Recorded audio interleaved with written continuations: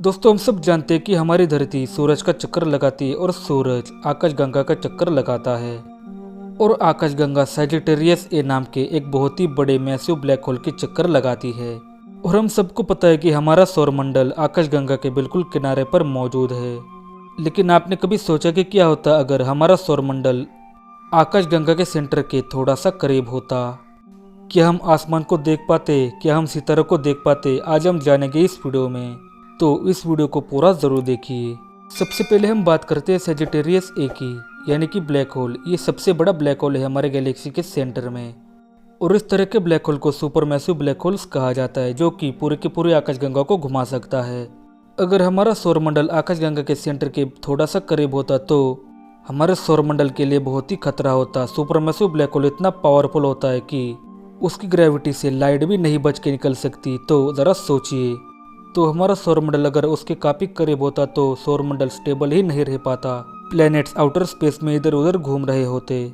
लेकिन चलो मान लेते कि अगर हम सुपरमैसिव ब्लैक होल से बच भी जाते हैं, तब भी गैलेक्सी के सेंटर के आसपास बहुत ही रेडिएशन होता है, जैसे कि गामा रे, एक्स रे। उससे तो बचना बिल्कुल नामुमकिन है।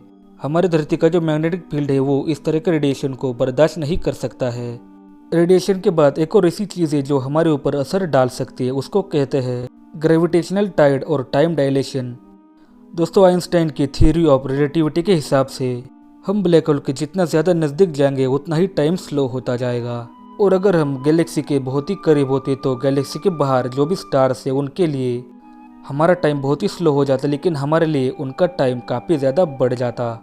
बाहर के स्टार्स के लिए सेंचुरीज बीत जाती।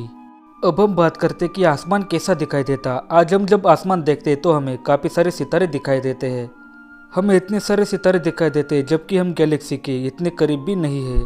तो ज़रा सोचिए, अगर हम मिल्की वे के किनारे ना होकर थोड़ा सा बीच में होते तो क्या होता। सबसे पहले तो आसमान काफ़ी अलग दिखाई देता। आपको बहुत सारे सितारे दिखाई देते जो कि बहुत ही चमकीले होते हैं। वो सितारे इतने ज़्यादा चमकीले दिखाई देंगे कि आप उसके आसपास का काला काला आसमान देख ही नहीं पाएंगे। और जब भी रात होगी तब आप रात का काला काला आसमान भी नहीं देख पाएंगे, क्योंकि सितारों की चमक ही इतनी ज़्यादा होगी। वो नज़ारा तो देखने में काफ़ी मुश्किल होगा, लेकिन उसके साथ साथ मुसीबतें भी बहुत होंगी। मुसीबतों से मेरा मतलब है, अगर कोई स्टार सुपरनोवा बन के फट गया तो हमारे सूर्यमंडल के साथ साथ धरती भी खत्म हो जाएगी। और इतने सारे स्टार के साथ साथ उसकी ग्रेविटी या फिर रेडिएशन भी बहुत ज़्यादा होगा, जिसको हमारी धरती का मैग्नेटिक फील्ड बिल्कुल भी सहन नहीं कर पाएगा और टूट जाएगा। दोस्तों हम सब जानते हैं कि हमारा सौरमंडल किस तरह से बना था, एक डस्ट क्लाउड की वजह से, जो कि एक बहुत ही स्टेबल एनवायरनमेंट में बना था। लेकिन जब हम सेंटर में होंगे गैलेक्सी के, तब सोलर मंडल के बनने की संभावना बहुत ही कम हो जाती, क्योंकि वहाँ का एनवायरनमेंट बिल्कुल भी स्टेबल नहीं होता है।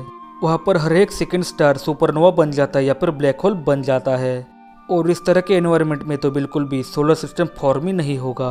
गैलेक्सी के सेंटर में बहुत सारे इंटरस्टेलर क्लाउड्स और बहुत ही मैसिव स्टार्स होते हैं, और ये बहुत ही ज़्यादा टर्बुलेंस पैदा करते हैं और यहाँ से वहाँ घूमते रहते हैं। और इस तरह के क्लाउड्स या फिर स्टार्स अर्थ की तरफ बढ़कर उसको डिस्ट्रॉय कर सकते हैं। दोस्तों गैलेक्सी के सेंटर के आसपास होने का सबसे बड़ा नुकसान ये होता कि हम स्पेस को एक्सप्लोर ही नहीं कर पाते, और शायद हम सैटेलाइट्स भी नहीं भेज पाते, क्योंकि वहाँ पे इतना सारा इंटरस्टेलर डस्ट और रेडिएशन होता कि हमारे सैटेलाइट्स प्रॉपर तरीके से कम्युनिकेट ही नहीं कर पाते। और फिर इंसानों को स्पेस में भेजना तो बहुत ही दूर की बात होती। तो दोस्तों देखा आपने, अगर हमारा सौरमंडल मिल्की वे गैलेक्सी के थोड़ा सा बीच में होता तो क्या क्या होता। ये फैसिनेटिंग होने के साथ साथ खतरनाक भी होता, और शायद हमारा सौरमंडल कभी बनता ही नहीं या फिर हम एग्जिस्ट ही नहीं कर पाते। अगर आपको वीडियो अच्छा लगा हो तो वीडियो को लाइक एंड शेयर जरूर करें, और अगर आप इस चैनल पर नए हैं तो इस चैनल को सब्सक्राइब करके पास वाले बेल आइकन को दबाएं और पे क्लिक करें। मैं आपसे मिलता हूँ किसी और वीडियो में, और तब तक के लिए नमस्कार।